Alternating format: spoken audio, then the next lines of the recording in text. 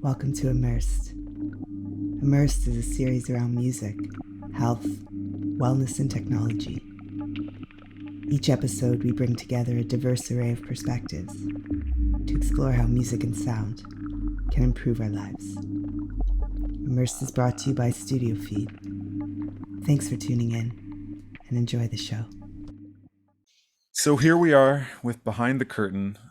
This is brought to you by Studio Feed, and this series is dedicated to aligning public perception with actual artists' experiences, trying to make sense out of all the in-between creative things that get us to stages, get us to sound, and at essence, like the reason why, our big reasons why.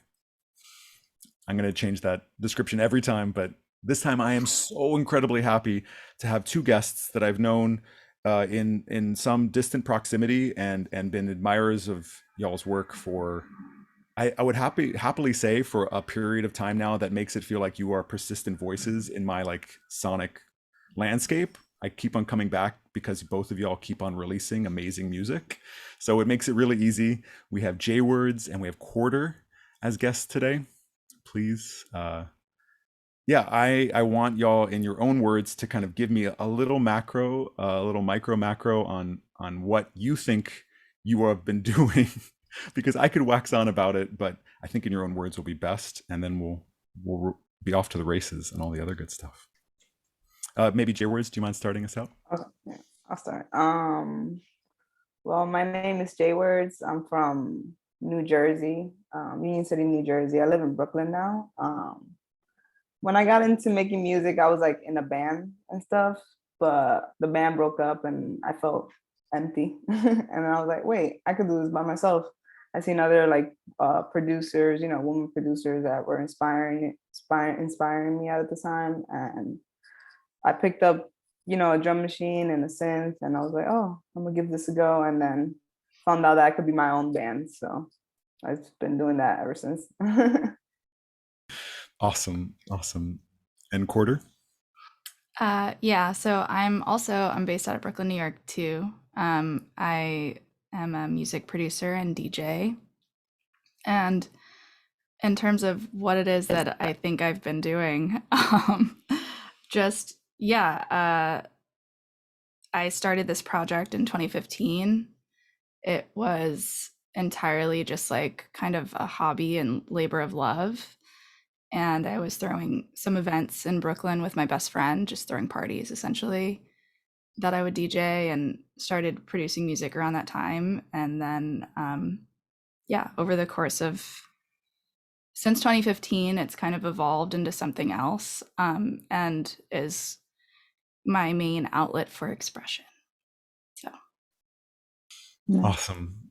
Yeah. And then diving right into it, do you feel like public perception, like your fans or maybe family, have an understanding of what you're doing? Let's just say from a sound perspective, let's start there, and then maybe what it actually takes to bring those sounds to life.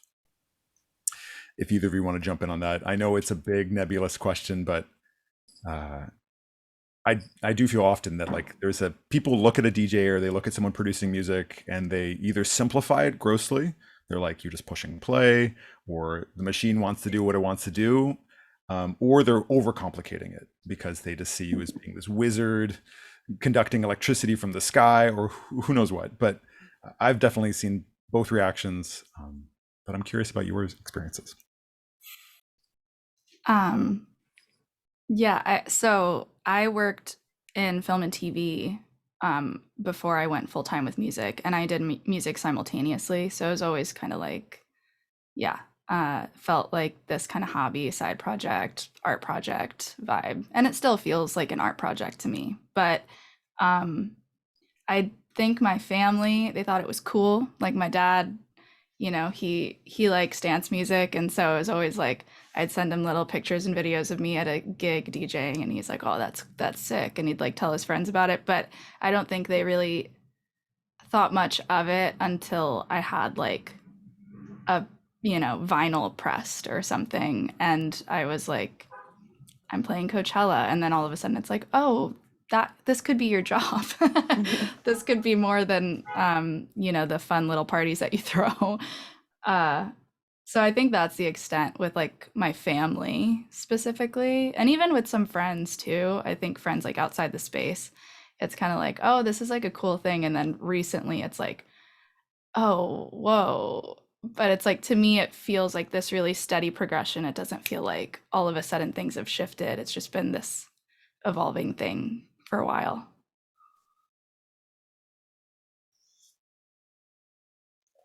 And JWords, anything similar? Nice. I guess, yeah. Well, my family, I'm Dominican, so they come from a place where they never heard this music before. They're just like, what the hell is this? And my dad, he didn't understand the music for a while. He was just like, what? But then he sees me doing my thing, so now he's just like, oh, okay, I see. My mom like would always be like, oh, I see the rhythm in this, so I could dance to this, you know what I mean? Because it's similar, you know. I guess my style too is very like, African Black. So they were like, oh, I could see the rhythms and I know how to dance to this, you know what I mean? So in their perspective, when I first started, they were like so confused. They didn't even know what was going on, honestly. It's like, what are you doing? Like, I don't understand what this is. But I guess my fans and my friends, they all see me like for my friends, I guess that get on my beats and stuff like that. They're always like, oh, getting on JWords beats is a challenge. And this is gonna make me a better rapper and all this stuff. And I appreciate that, because I never wanted to make like a straightforward type of, music or whatever. So yeah. My fans, they try to tell me how I'm doing my music. It's pretty funny. I'll be like, oh yeah, that's how I'm doing it. That's funny. And that's okay. That's okay. The little public perception being a little misaligned. I mean, there's a lot of people come up to me and be like, oh, you sample this and you sample that. And I'm like, I forgot what I sampled. I'm not gonna hold you. But if you think I did, then that's cool, But it'd be a lot of, guys just coming up to me like, oh yeah, you're doing this and you're doing that, telling me what I'm doing. And I think it's funny. I just laugh at them. I'm like, yeah, I'm doing that. Yeah. So, and I think this is notable is that, both dance music and hip hop, if we want to put ourselves in these kind of bags, it's a lot of discourse. There's a lot of criticism. There's a lot of like people, armchair critics, right? Who are just like on Twitter or whatever else and like making sometimes hot takes or sometimes honest like opinions, but they feel like valid voices. And this brings up I think something tertiary interesting. When did you all give yourselves permission to do this full time, to be artists with a capital A? Do you feel like there was a distinct change? Because both of you sounds like, it's like there was projects and there was moments kind of in the prior. And then now you are, now you have your artist names and you have your releases and it's all happening. Have you, I mean, Quarter, you mentioned briefly that maybe you were still working on giving yourself permission, but what is that for y'all? Yeah, it's sorry, I need a minute if JWords wants to Okay. go ahead. Well, I didn't know, like, I feel like the pandemic actually helped a lot for me because that was my first year releasing music and I never knew how to drop an album or anything like that. But when I was able to drop an album, then I was like, oh, this is pretty easy. Like I could see myself doing this for a while, and then I dropped like 3 or 5 projects that year, and then I dropped some more in like 2021, and then this year it's just like all like coming together, like just I think like Porter said, like, it doesn't happen like a big transition. It's just like a smooth, it's just like day by day, it's like something new is happening. So that's how, I guess, yeah, that's how it became like more full time with it. It's interesting too. I mean, the pandemic was very clarifying, I think, for a number of people about purpose, because we were kind of all adrift. So that means you were releasing music and probably there was a lot of expectation to be touring that music, and maybe that required you to have to wait on that for a minute. Yeah.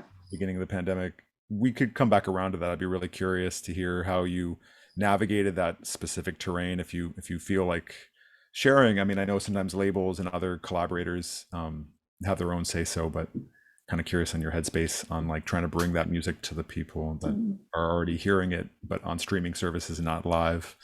So, but Quarter, equally, if you feel comfortable, we can circle back around, but no problem, no pressure. Yeah, no, No, I think the reason I allowed myself to kind of go full time with it was, well, I always had this notion in my head. I'm a very pragmatic person. And I knew the second I started releasing music as Quarter that I wanted this to consume my entire life. But I also was like, I need money and stability. So I'm going to keep my day job until I'm literally so busy from trying to do both at the same time that I have to quit one of them. And so I think the pandemic is like what JWords was saying, having that time to really focus on the music was like a bit of a catalyst. Like it helped to kind of push me further into a space where music started to be all consuming for me. But yeah, essentially, it was working on my first album throughout 2019 and then putting that out right before or right as lockdown was happening in 2020. And that was like this feeling of like I was just starting to get some momentum. And then I had to kind of like back up a little bit and just, in a lot of ways, it felt like start over with that idea of like an album and this kind of like conceptual long form project. And then immediately started writing my second album, and just in that process a lot of things started picking up, whether it was, you know, gigs picking up, my management kind of growing or getting agents, and all these things just started to happen all together to a point where it was like, okay, maybe I can be just an artist and not and take that risk and see. And that was like a year ago, and it's so far working. So yeah, it's like so many factors, you know. It's like what I was saying before, it feels like it's just been this evolution, this like organic snowball effect with things until all of a sudden it was feasible. Yeah, it's amazing, and I recognize both of you as being very realized. I mean, it comes across in the sounds. I feel like the work, and especially what's continuing to be in front of my ears, is very. It speaks to me of the things that you share online. I hear a lot of. Uh, I put it usually this way of onomatopoeia. The sounds are the artists that you've put forward. Is there anything that y'all keep back from the sounds? Any, I mean, you don't have to obviously divulge anything too much, but like any parts of yourself that you don't share in the sound, partially maybe out of a pragmatic concern, or maybe because it's for a future project and you just haven't gotten there yet, or maybe it's just something you never want to bring to the sound space. I know this is a really nebulous question, but I think it's worth considering. I immediately have feelings about this. That I think over the course of the project, it's become more and more clear what I would like to keep back from it. Like in the beginning, I feel like I wanted to just put everything in there, everything that resonated even slightly, and then over the course of it, it's like it's honed into this specific idea or concept, and it becomes easier to know what fits and what doesn't fit for it in my like what I believe is what the project is and what works for it and what doesn't. And I think to me that is like the juice, is like for a project, is figuring that out, and that I feel like you never do. I feel like you keep honing and honing, and it's like that search for that what is this one thing, like what is its essence, and like that's the excitement for me.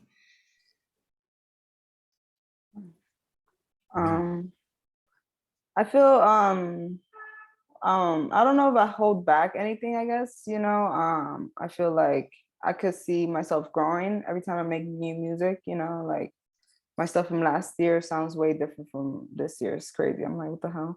And also getting new equipment too and upgrading my stuff is just like, I get so inspired. So I'm like so ready to create something new when I get something new, you know? So I guess I'm still in like a learning process and all that stuff. So I'm not like keeping anything from anybody, not yet. I'm like giving everybody, like showing people what I'm doing, like as I get better and stuff. So yeah. Like showing like everything you're capable of so that you have Yeah. like a lot of different pathways that you can take. Yeah. Totally. Yeah, it feels like that, I think.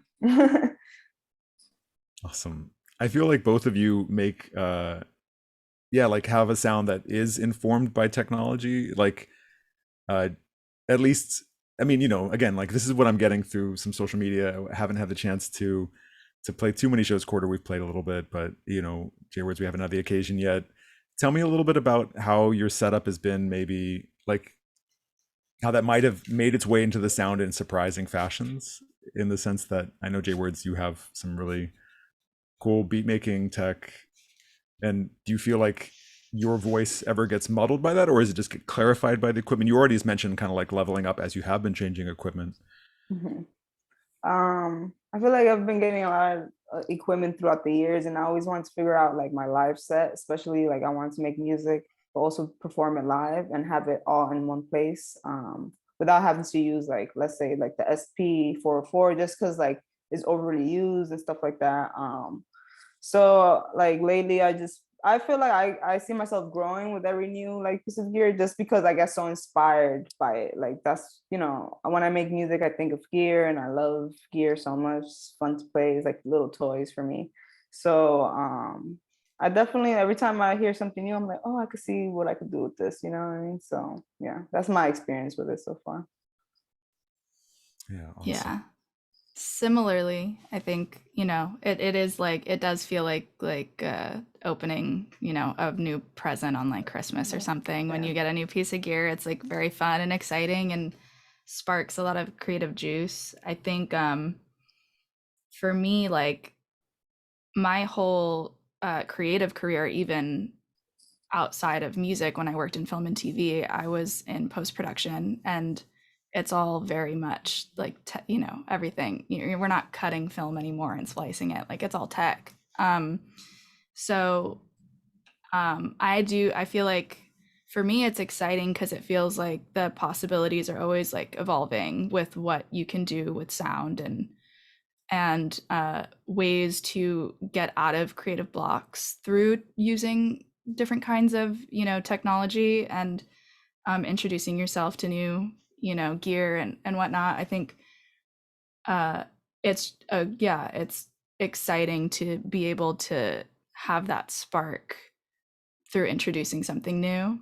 I do think like the only time it can get I guess frustrating is when there's too many options, and that can be its own block.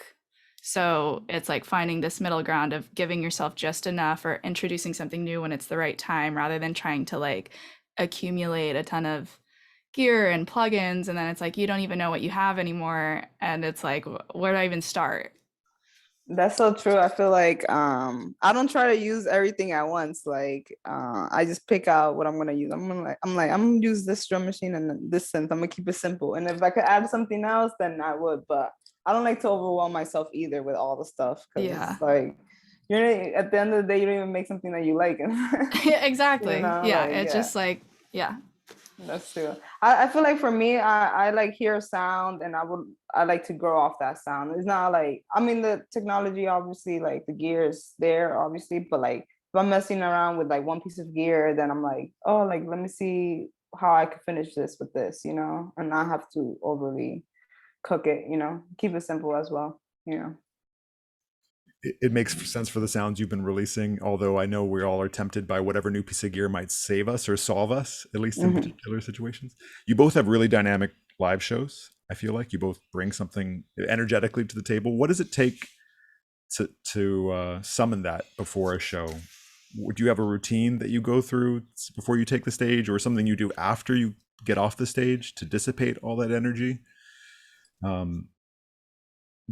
Sometimes with collaborations, especially, maybe you're in service of somebody else's sound, or you're kind of helping foster that, or maybe it's the audience, but there's still a lot that you're taking on your shoulders as producers, performers, that you both are. Is there any tips or tricks or insights you have? I feel like you can go No, go first. ahead. Oh, I feel like I can't eat the day that I'm like performing. I just get anxious, but usually my sets are always like ready to go, kind of, because I built the set this year where it's like I'm gonna play this set and then add some sprinkles on top, but it's like, everything's already recorded. I'm just like switching different pads and stuff like that. So it's not like the hardest thing in the world. When I'm performing with like my collaborative projects like Air or, Masai does a lot of the rapping and stuff, I'm like playing the ad-libs and playing the tracks and making sure I do cool effects and stuff, to make it interesting. I mean, you make it sound simple, but to be up on stage and representing a sound is no simple feat. Or maybe it's so easy for you, and that's totally fine. But I think as someone who doesn't understand the technology involved, they see this great output, especially when the show is so resultant, when they actually really feel it. Is there anything you do after a show? It sounds like you don't eat before. Is there anything special you find yourself doing to get rid of all that energy or nervousness? Usually, just eat, have a little snack, smoke some weed, talk to everybody, like just be present, I guess, because, like live the moment and stuff, yeah. Beautiful. Understood. Yeah. Quarter? You've been playing a lot of festivals recently. That's a whole trip and a half in terms of like it may be long days, right? Long days on a festival field or whatnot. So Totally, yeah. The festival circuit has been very draining in a new way than like say, a show in New York, because we're talking airfare like being its own stressor, but also traveling in general is so draining, and you're lucky if you can, get flights where you get a decent amount of sleep in between. And I think for me, festivals are so exciting. Festivals are my first experience at a festival is the reason why I started to even get this project together. I felt like this is so incredible, and I've always music was always this kind of hobby for me growing up, but I never really pursued it. I never thought to make like my own project. It was like me as Megan dabbling, and then sending it to my friends. I never thought to just create something to put out into the public until I went to my first music festival. So it's really special in that way. And I think even throughout like the grueling travel and maybe lack of sleep, there is just so much excitement and adrenaline there that I bring to my sets. And I mean, I do this even if I'm not traveling, if I'm feeling a lot, if life is giving me a lot, I generally will take that with me on to a stage or to a party and like bring it there. And I do try as a DJ. I've done live sets in the past, and that's something that I want to pursue even further, maybe with this next project that I'm working on. But with DJing, I feel like there's so much flexibility in terms of the energy that I can bring and release. But it is that balancing act of reading a room and knowing where you're at and all of that. So I do really every set I prepare differently with that in mind. And it is this juggling of like showcasing what quarter is to me while still trying to, give people what they want.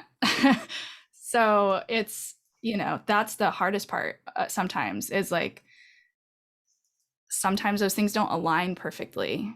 How do you like meet in the middle, or how do you surprise people, give them what they want, and then maybe ease them into what you want to give them?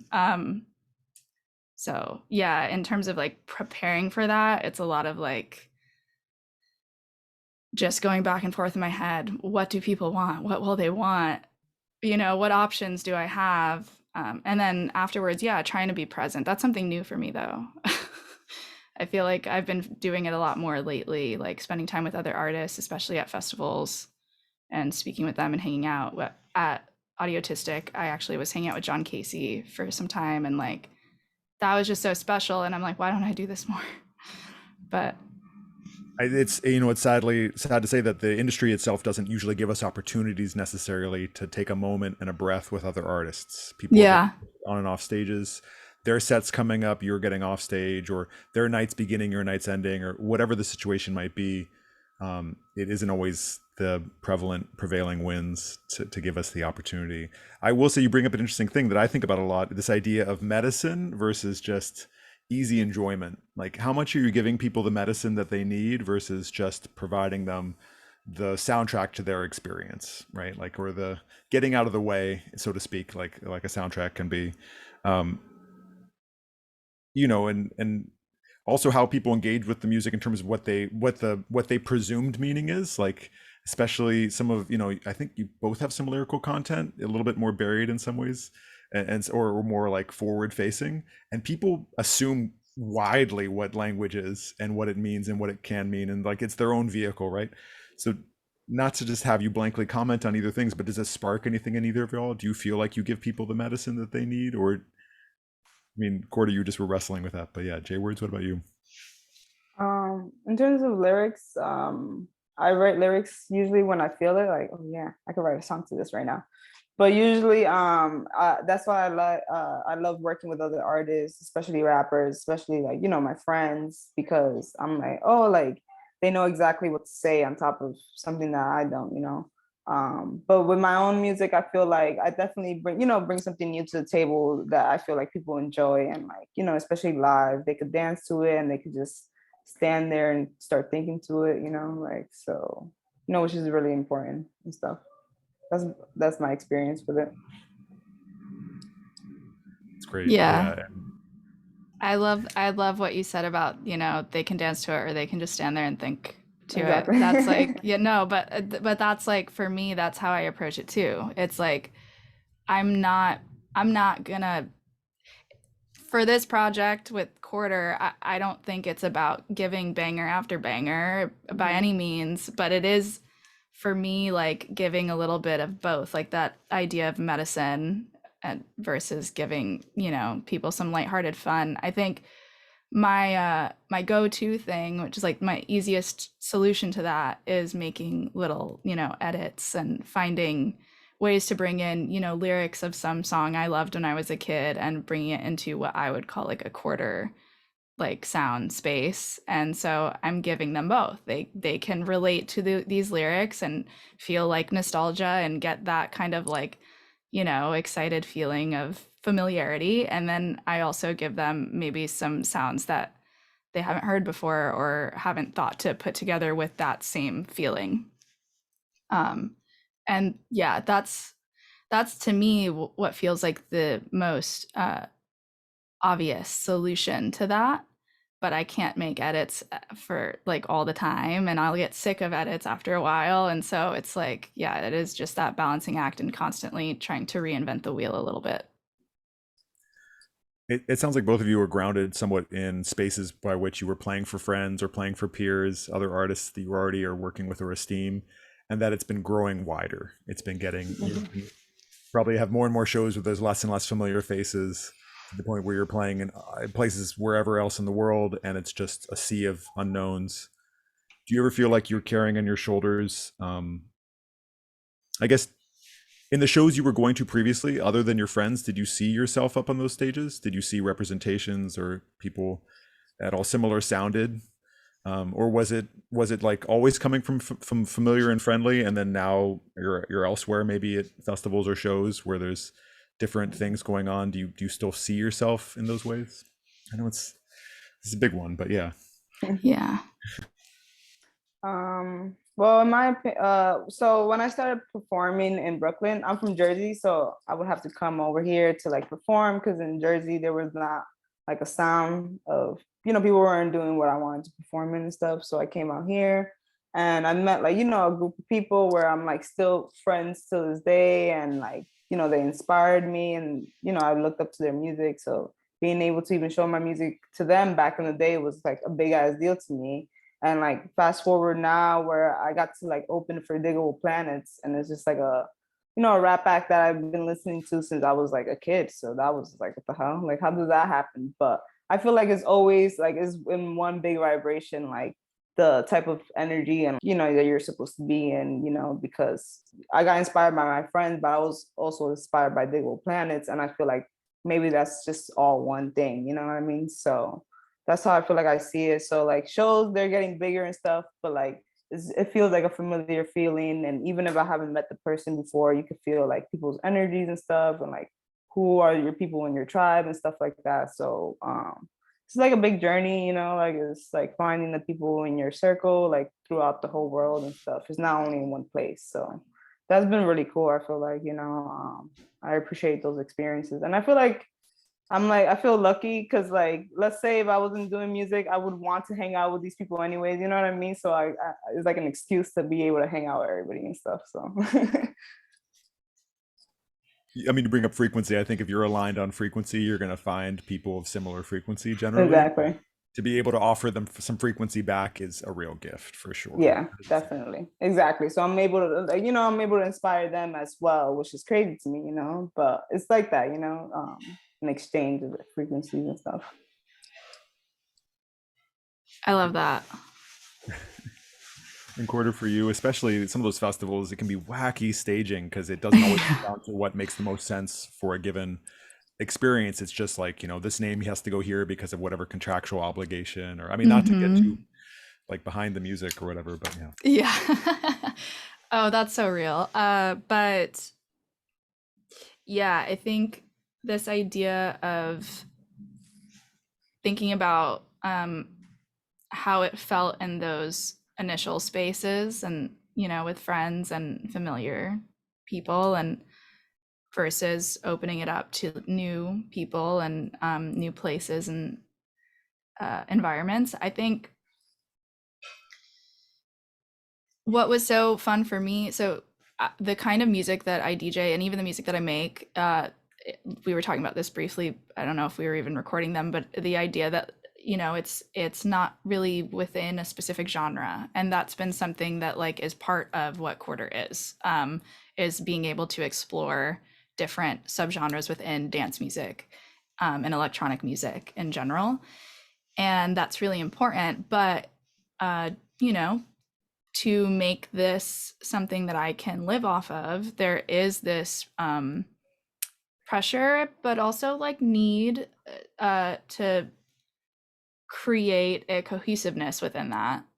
And for me, what was exciting about those initial spaces and parties was being able to explore a bunch of different genres in a really fun way, in a loose way. And I think what's happening now is I'm trying to take that same energy with these other spaces, but elevate it and polish it and fine tune it. So it's still that idea of playing with different genres and not feeling locked in, and having that fun, but also, you know, bringing it into this space of like what Quarter is as a brand, a project, whatever you want to call it, but like how do we package it in a way that will be palatable for people at the same time. that's a huge topic in terms of how we get the sound to fit into the space. I mean, it's easy enough to move a speaker. It's way harder to actually package, commercialize things that kind of want to run free anyways. Yeah. And I'm glad you bring it up, but dang, if it's not a huge issue that we all have to probably think more mindfully about, especially as more and more services want to use more and more things for less and less. And but that being said, the the process of creating the new, you all are sitting on now music, you have records, you have these releases. How do you start to summon up the next? What's the next step? And this could be very much you already are in process, maybe you already have a new release that's coming, and the kind of way that you've refocused your aims or objectives, maybe given that you've played these shows and you've had these, you know, it's like it's very much an additive process, right? Or maybe there's some pivots that need to be made because of your previous experience. I would love to hear that for both of you, if you have something new on the way and how it's like starting to form up. For me, I just released like a 6-track EP on Sunday, which is like my newest sound, I guess. But other than that, I feel like JWords is like, it's my thing. Of course, it's like, I treasure it and it's pretty big to me, but I also have this side project that is becoming bigger than myself. So me and my friend Masai, we're Air, and we just signed to Big Data for like 1 album deal. So we're working on that record. Should come out next year. Our first record did so well, and now we're just ready for the next one to see, what happens and see where we could go and stuff. So yeah, that's what I have in the works that is pretty big for me right now. I mean, that's amazing. Do you feel some unusual or different kind of pressure because it's both collaboration and it's signed and all this stuff? Because the first album we dropped it like 2020 and it did pretty well. I mean, it did super well. Like a lot of people loved it and stuff. It's like, we got put in this like rap circuit where it's just like a built-in fan base, and I mean, like we couldn't escape it. It was just like, wow, we're here now, and it was so easy to make that record because we always had like this chemistry and stuff. But now with the second record, now that we're like in a label and stuff, it feels like weird a little, just because like it's like they're not really giving us pressure or anything like that, but I feel like pressure within myself because we made this first album, now we have to make the second album, and it has to be greater than the first one, and it's like so it's like overwhelming a bit, but we're getting through it. Like it's taking a little longer than we expected, but that's fine. I don't want to rush it and stuff. Greatness takes time, but equally, I don't think you're going to have any problems. Just in my estimation, anything you're going to do is going to be amazing considering the first project. But yeah, Big Data is a very legendary label as well. There's a lot of really incredible things that have come through. They're amazing. Yeah, like the people there, everybody on our team is so awesome. Like I'm so grateful for them. Definitely. I can just imagine the tours that are possible if you got any of that roster together and all running around. It'd be really, really cool. Yeah, I have some roster in mind. I hope I could pitch it and they could come true. I'm like, we should open up for this. I really love 700 Bliss, DJ Haram, and More Mother. I love, I would love to open for them on tour, like as Air and stuff. So it's definitely one tour roster I would like to go. That's awesome. And I wouldn't be surprised, even though obviously, hey, like you can have it however you want it to be, but equally, you never know. You don't get the chance to choose if you're the opener or the closer, these kind of things. It's just like successive things dictate and change that just in interesting ways. So I would be ready for anything that comes your way. Absolutely. Awesome. Thank you. Yeah, of course. Yeah. Quarter, what about you? Something JWords said that resonated was like that pressure on yourself that you create for yourself of wanting to do better than, whatever that means in your head, better than the last project. Or it's like, okay, I'm making something new. It can't just be its own thing. It needs to top the last thing. Exactly. And I feel that, like, I really feel that. Sometimes I've put out 2 albums now, and sometimes when I talk to people about it, I always say like, actually, no, the second album feels like the first one to me because it feels like just so much better. Mm-hmm. And I feel like I don't know that feeling's going to go away. It's like, but because of that, I'm like, well, then the third album, exactly, it's got to be amazing. It's got to be a masterpiece. And so, yeah, that's like that self-inflicted pressure, 100%. Which can be, it's good because it pushes you, but at the same time, it can cause some creative blocks, at least in my experience, because it's so much pressure sometimes. It's like, I don't even know where to start. I don't even know what that means to be that, but what I was talking to Alfred or Daedelus about earlier was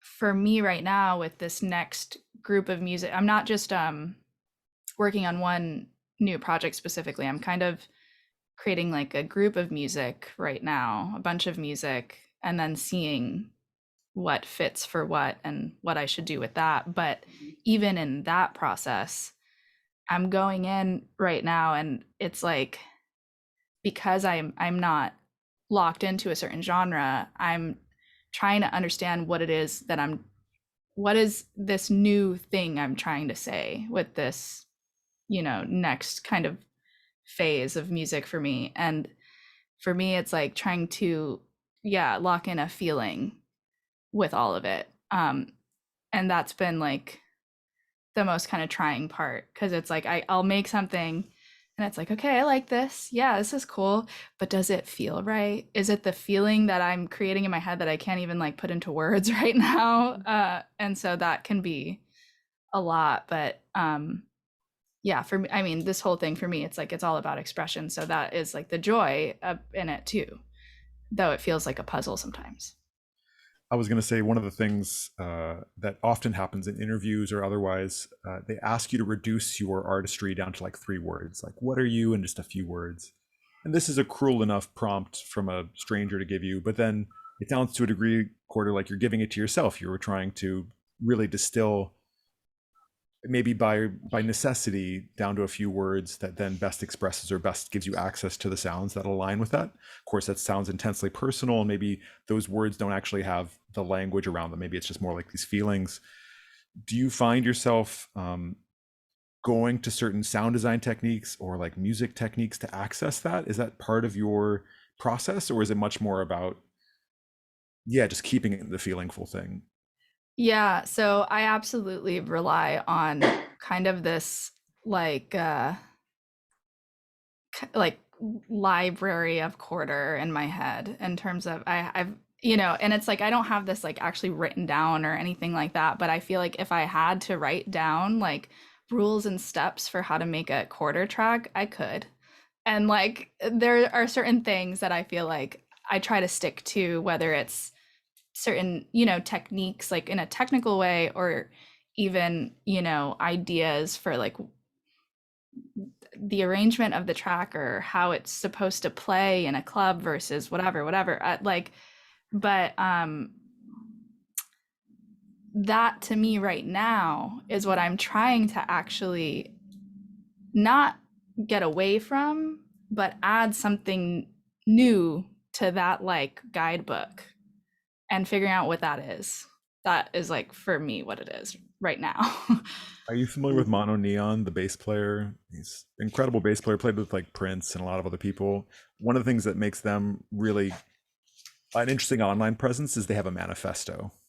And everything they do is based on this manifesto, and it's a little looser than a set of musical rules or ideas. It's like really conceptual, but it is kind of fascinating, this idea of like really elucidating it to the point where you have like or they put it up on their, before a video they'll just like put up their manifesto, and then they'll do their weird bassy stuff, which is sometimes barely a bass. It's really rad if you get a chance. It's really fun. Yeah. But like straight up a manifesto, like the kind of thing you might overthrow a government with, but they also Right. write a record about. It's good. Yeah. And do you find yourself, JWords, equally in some similar treading, like sometimes chasing a sound? So I feel like I know what works and stuff. So not that I stick with it all the time, but I'll start it off like that and then see if I could like go somewhere else with it. And can I also opine too that I've heard some of your music which is very much grounded in hip hop, and I've heard some music that seems very grounded in dance. Do you see a dissimilarity between the two, or are they blended? Are they like the same, or are they different projects? I feel like I guess it's different, right? Like let's say if I'm like in the mood to make something more, like dancier and like funner and stuff like that, I would. But then there's certain bags where I'm like moody or something, and I'll start making like a hip hop type beat, but it's like has some electronic stuff in it, But I guess it's different, Usually I come in, and whatever I'm feeling that day, I'm just like, oh, let me do this, I want to sample, so let me like sample it, see if I could do something with it, But yeah, I don't know. Sometimes it's different, I guess, I encourage all the people that get on my beats to try to get on both, hip hop and dance, because, why, stay one-sided and stuff, it's fun to do both. That's inspired, because I would would love to hear some of the MCs that I know you work with, or vocalists of a variety, to kind of challenge themselves and be on these different BPMs. But also, if you look at the history of either where you could put things into separate bags of dance music or hip hop, or the kind of blending. They include all these things. Like people Exactly. would vigorously dance to plenty of hip hop, and equally with dance music, there's lots of down tempo examples or otherwise. I do find it interesting that when you say these words to some strangers, you say dance to somebody, they usually are going to immediately think of something that could be something completely different than what you're putting forward. No matter what the Exactly. genre is, it can usually source to a lot of places, but especially something as open-ended as dance could go back to, they're thinking of something from the 1920s, the 1980s, the aughts, or whatever, and it isn't invalid. It's just incorrect for what you might be doing with it, Exactly. Yeah. for any of us. And so we have to kind of carry multitudes with us. We have to have a whole bunch if we're going to meet any expectations, if we're even going to try to, other than who we are ourselves, I find. Yeah, I don't know if you have any, like, did your parents or either of your, because it sounds like both of your family has like some music or some kind of tradition in their back pocket. Does that mean that, is any of that kind of bled through? Do you have any siblings or any of that kind of stuff where they gave you that music culture?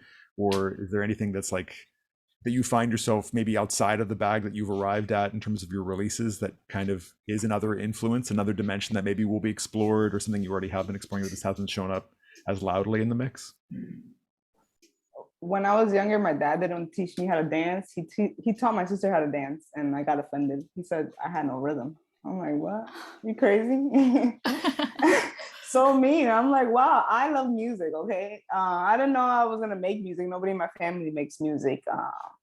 But I feel like, listening to like certain types of music growing up, especially like Spanish music, like salsa and bachata and all that stuff, even dembow and stuff, all those rhythms inspire me to make like, this alternative type of style, make cool, weird drums and stuff like that, Definitely my dad pushed me to make good music because he said I had no rhythm. So I'm like, I have to show you that I have rhythm. I mean, it's sometimes a cruelness can be a kindness, but gosh. Exactly. And what about yeah, you said your father had some say so, you mentioned, but Yeah, well, so my parents, I'm Portuguese and Puerto Rican. My dad's Puerto Rican and my mom's Portuguese, and definitely grew up in a home that was really my mom, would be around the house like singing all the time, not necessarily well, but it was like she was always like playing music. And my dad, I'd go see him on weekends and stuff. He'd pick me up with like freestyle blasting in the car. So it wasn't like, they enjoyed music. They both enjoyed music, and I think that definitely passed on to me in like a big way. And growing up and everything, if I, for Christmas and stuff, I'd always like ask for a new instrument. And I've never been like classically trained or anything like that. I would just sit in my room like, messing around. And they were always like, they were encouraging of me being creative, which I'm so thankful for, and I think is a huge reason why I'm living the life that I live. Even before I started this project, I was, working in film and TV. So just really encouraging of that. And then I do think that in terms of the kinds of music growing up, my dad, like, again, freestyle, lots of hip hop, R&B, and a lot of Spanish music. And my mom also, so she's Portuguese, but when she moved to the States, she didn't know many Portuguese people. She mostly knew people who spoke Spanish, and it was close enough where she was able to communicate with them. And so growing up, she's listening to like Thalia, Selena, like all these like, amazing Spanish speaking women. So like I had that too. And I think I carry a lot of, that kind of like feeling in my music, and wanting to dance, I think, is a big part of that. Like Spanish music, a lot of, it's dancing. So yeah, I think that's all part of it. And I think I'm actually trying to kind of fold that in more with stuff lately. Like I did a remix for Phil Anchor, and it's like got some kind of like dembo in it in my weird little quarter way, like kind of just like bringing that stuff in sneaky ways. And then I do have there's a track I'm currently working on that has like a Portuguese folklore track kind of sampled in, and trying to incorporate it more, I think, you know. But yeah, they had a huge impact. That's an incredible gift. And either family or chosen family. It's incredible how Yeah. that can be such good propulsion. I want to ask you a lot more questions, but we're getting to a place where this is like a nice natural resting spot. Before we start exiting, I would say that there may be people who are listening or watching. They haven't encountered your music before. Obviously, I would encourage everyone to go out and immediately download records, figure out and find some of the ways that these words then match the sounds. And I think for both of you, it's like it seems incredibly clear how well realized your projects are because of what you're saying and what I've heard. It's like seems the exact same in my mind, my ears. This is awesome. Is there anything you would offer somebody coming up who is looking for their sound, is trying to distill that, and maybe doesn't necessarily know where they're going with it, but they know they have some truth about it. They have that compulsion, that reasoning that it sounds like both of you all carry very dearly in your spirit. Anything you would just kind of put in their back pocket, either as jet fuel or as maybe a hint at what's to come?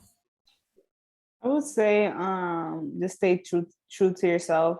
Just stick being yourself. Like I know a lot of people come up and like they have their own styles, and a lot of people imitate other people and stuff. I would say just stay true to yourself, because you could try to imitate something, but then it's not you really. So you stick to what you like and what you who you are. You keep growing in that department, and I feel like everybody's gonna be fine.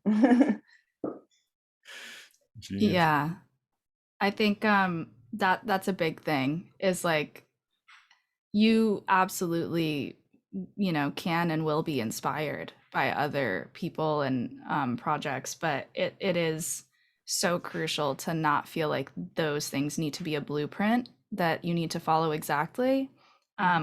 Something that I've said to, sometimes I'll get DMs and people are like, how did you even get started? What, and there's the obvious advice of like, you just have to do it. You just go forward, and it's not going to be amazing initially. But in terms of finding a sound, what I've told people to do, or a piece of advice that I did in the beginning, was like, create a playlist of your absolute favorite songs. Don't think about genre.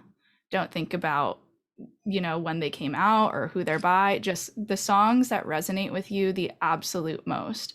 Put them in a playlist, and then sit down with a notebook and write down the things. Try your best to write that down, what it is that you like about it for each song. And then from there, you can kind of cherry pick what you would like to bring into your own music without feeling like you're, copying one specific track or artist or project. Just try, and it's just like a great exercise to do in general, to kind of break down what it is that's resonating with you, and how you can implement that in your work.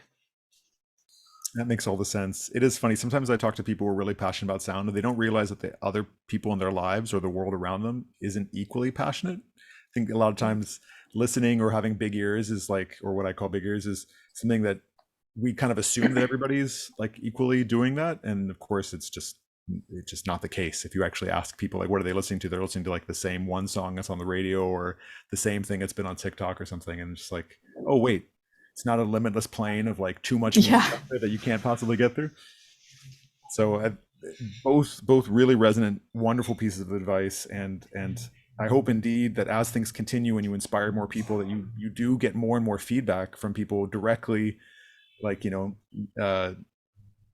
directly in your kind of like, crosswinds or whatever, that then are kind of also then playing shows with you and doing all the things that you already mentioned in terms of just being inspired by others and then playing shows alongside them or remixing them. And then indeed, it'll keep on going, and better for your both your passions. So thank you both so much for being part of this conversation today. Yeah. Oh my gosh. Yeah, thank you. Awesome.